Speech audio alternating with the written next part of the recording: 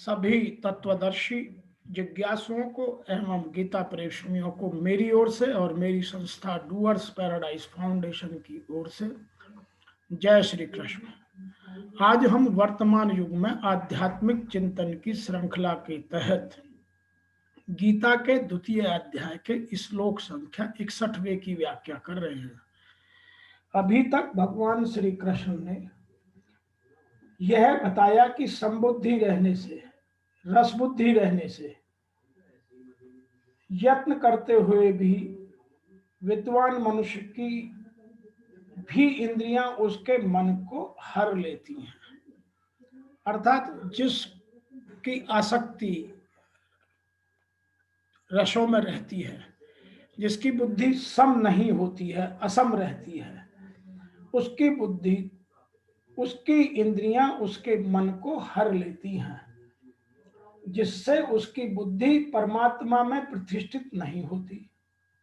अतः रस बुद्धि को दूर कैसे किया जाए, इसका उपाय आगे के 61वें श्लोक में भगवान अर्जुन को बताते हैं, जिसको ऋषि वेद व्यास जी ने कुछ इस तरह से लिखा है। तानि सर्वाणि संयम युक्त आशीष मत्परः वशे हि यस्य इंद्राणि तस्य प्रज्ञा प्रतिष्ठिता।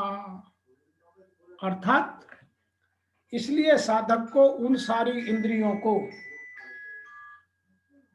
वश में करके समहित चित्त हुआ मेरे परायण होकर ध्यान में बैठे, क्योंकि जिस पुरुष की इंद्रियां उसके वश में होती हैं उसकी बुद्धि स्थिर हो जाती है।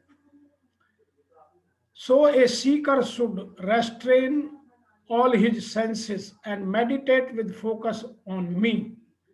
Me means the Supreme Lord.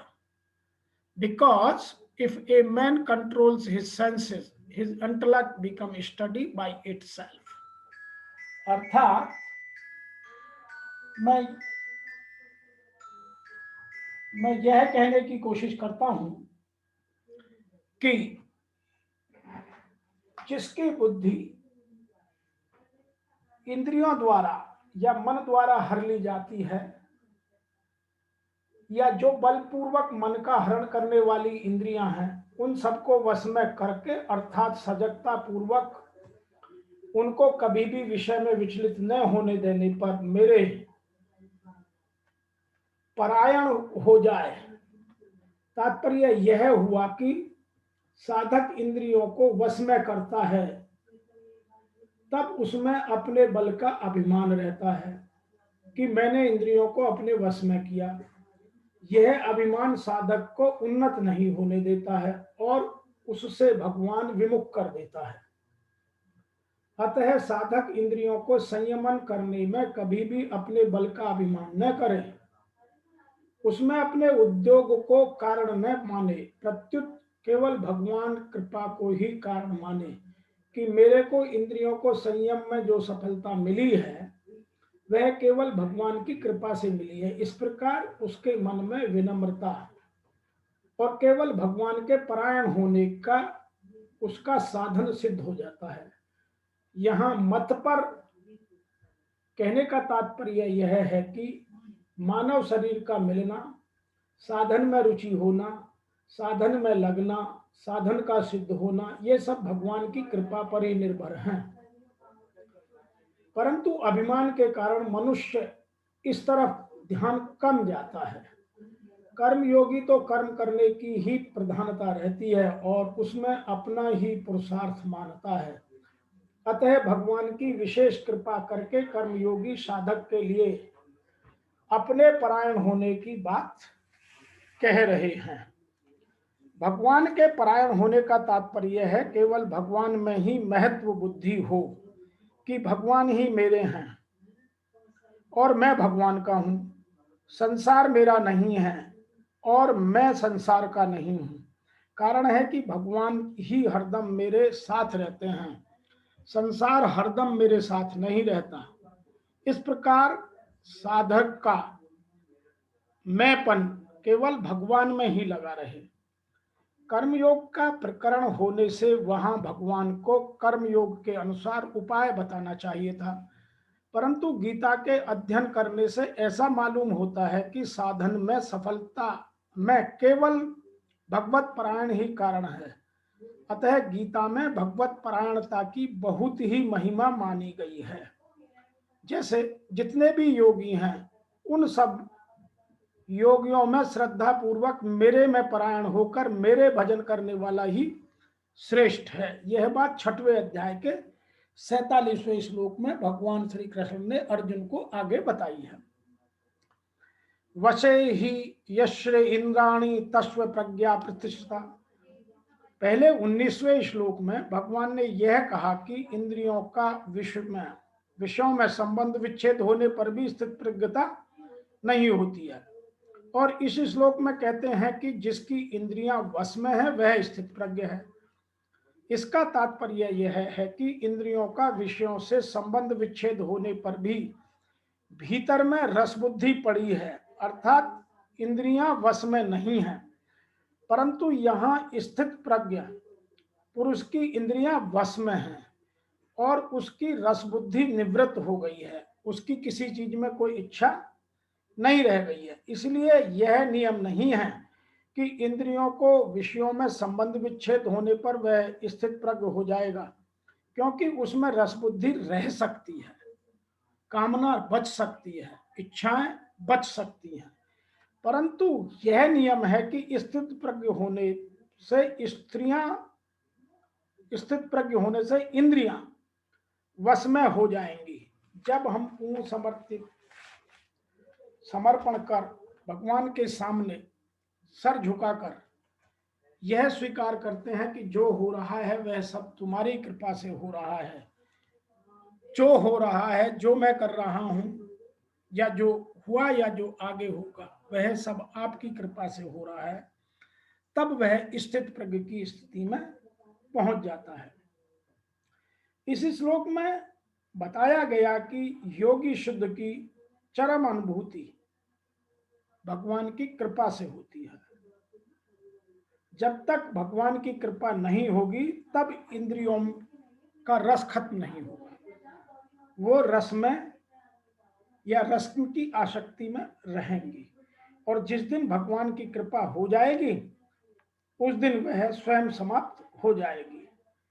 Durvasa मुनीषी का झगड़ा महाराज अम्बरीश से हुआ, क्योंकि वो गर्ववश महाराज अम्बरीश पर क्रुद्ध हो गए, जिससे अपनी इंद्रियों को नहीं रोक पाए। दूसरी ओर यद्यपि राजा मुनि के समान योगी न था, किंतु वह कृष्ण भक्त था, भगवान भक्त था, और उसने मुनि के सारे अन्याय सह लिए, जिससे वह विजयी हो गया। राजा अपनी इंद्रियों को वश में कर सका क्योंकि उस पर भगवान की कृपा थी। राजा अम्बरीश ने अपना मन भगवान के चरणों में चरणार विंदोर में स्थिर कर रखा था। अपनी वाणी भगवान के धाम में चर्चा करने में, भगवान के काम की चर्चा करने में लगा रखी थी। कानों को भगवान की ही लीलाओं को सुनने में प्रयोग किया था, हाथों को भगवान का मंदिर साफ करने में, और अपनी आंखों का भगवान का स्वरूप देखने में, अपने शरीर को भक्ति में, शरीर का स्पर्श करने में, अपनी नाक को भगवान के चरण विद्यों में भेंट किए, फूलों की गंध सूंघने में, जीव को भगवान को अर्पित तुलसी के दलों का आस्वाद करने में, पांवों को जहां भगवान का मंदिर है वहां तक आने जाने में और भगवान के मंदिरों की यात्रा करने में, अपने सिर को भगवान के सामने झुकाने में, अपनी इच्छाओं को भगवान की इच्छाओं को पूरा करने में लगा दिया। इन सब गुणों के कारण भगवान के मत पर भक्त बनने का राजा अम्बरीश को योग मिला। अतः यहां मत पर शब्द को समझना अत्यंत आवश्यक है। आज के इस श्लोक से हमें यह बात सीखने को मिलती है, यह बात जानने को समझने को मिलती है कि जब तक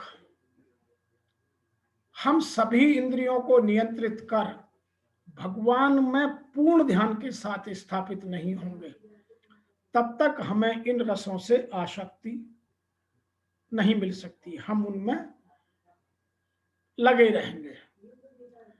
और तब तक नहीं हमारी इंद्रियों पर, जो हमारे सेंसेज हैं, चाहे वो कर्म इंद्रियां हों या ज्ञान इंद्रियां हों, हम उन पर नहीं सिद्ध हो सकते। अतः हमें यह जानना समझना बहुत आवश्यक है कि हम तभी इन चीजों को आगे बढ़ा सकते हैं जब भगवान की हम पर कृपा हो। जब तक भगवान की कृपा नहीं होगी, जब तक भगवान की हम पर कृपा नहीं बनेगी, तब तक यह काम संभव नहीं है। और भगवान की कृपा बनाने के लिए सदैव भगवान में लीन रहना आवश्यक है, वही काम करना जो भगवान कराना चाहता है। भगवान के सामने पूर्णतः समर्पण, कंप्लीट सरेंडर करना अत्यंत आवश्यक है। तभी हम इन इंद्रियों पर नियंत्रण पा सकते हैं, और इंद्रियों द्वारा मन पर नियंत्रण पा सकते हैं, और मन पर नियंत्रण करके अपनी बुद्धि पर नियंत्रण पा सकते हैं। अन्यथा जैसा पिछले के 60वें श्लोक में बताया कि इंद्रियां मन को हर लेती हैं और मन बुद्धि को हर लेता है, और हम इस माया में घूमते रहते हैं। तो आज के इस 61वें श्लोक की व्याख्या में इतना ही। फिर 62 और 63वें श्लोक की एक साथ व्याख्या लेकर आपको मिलते हैं। तब तक के लिए आपको मेरी ओर से और मेरी संस्था की ओर से ओम नमो भगवते वासुदेवाय नमः।